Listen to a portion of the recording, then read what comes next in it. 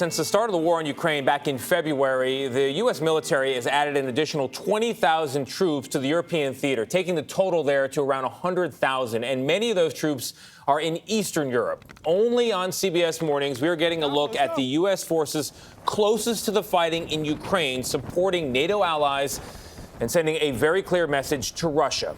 Charlie D'Agata is in Romania for us this morning. Charlie, good morning. Good morning, Tony. Romania is now home to the 101st Airborne Division. It's the first time it's been headquartered here in Europe in nearly 80 years. This is some of the equipment they brought from home, a 777 howitzer, ready to roll at any minute. They're specifically trained to deploy on any battlefield in the world within hours. Go, go, go, go! Ready to fight.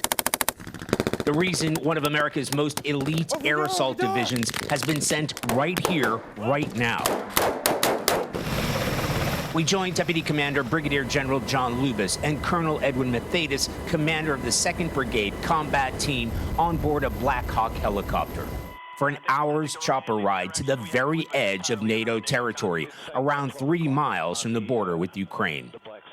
From the start of the war, Russia advanced from Crimea along the Black Sea to Kherson, aiming to capture port cities like Mykolaiv and Odessa to landlock Ukraine. We're right about here. We're ready to defend every inch of NATO soil. Why is it necessary to have the 101st here? We bring a unique capability. We're a light infantry force, but again, we bring that mobility through our aircraft and our air assaults. We skirt along the Black Sea coast as we head further north. We're roughly 20 miles away from Snake Island, this contentious island that's been fought over between the Ukrainians and the Russians, currently under Ukrainian control. At a forward operating site, we watched as U.S. soldiers and Romanian troops pounded targets in a joint ground and air assault. The tank rounds and artillery fire are real. So is the enemy, meant to recreate the fight against Russian forces in Ukraine. A message to Russia and NATO allies alike: we're here.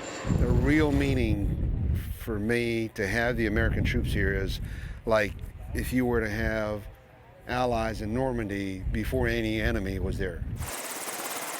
In all, roughly 4,700 soldiers of the 101st Screaming Eagles from Fort Campbell, Kentucky, have been deployed to reinforce NATO's eastern flank. You've had an opportunity to watch, observe, and possibly study the Russians. What do you think of them so far? So we're closely watching them. So we're building objectives to practice against that replicate exactly what's going on in Ukraine. We're the closest American unit to the fighting in Ukraine. And what does that feel like? What does that mean? It keeps us on our toes, right? So it makes my Ready to fight tonight is a message that we've heard repeatedly. It's not just about defending NATO territory, but if the fight escalates and NATO partners are under threat, they're fully prepared to cross over into Ukrainian territory if ordered to do so. Back to you in the studio. Oh, boy. Charlie D'Agata for us in Romania. 101st Airborne, they've deployed to every major conflict since D-Day, and you sure hope they don't have to add another one to the list. Yes. Oof, scary stuff. You're glad we have them, though. Yeah, you're right about that.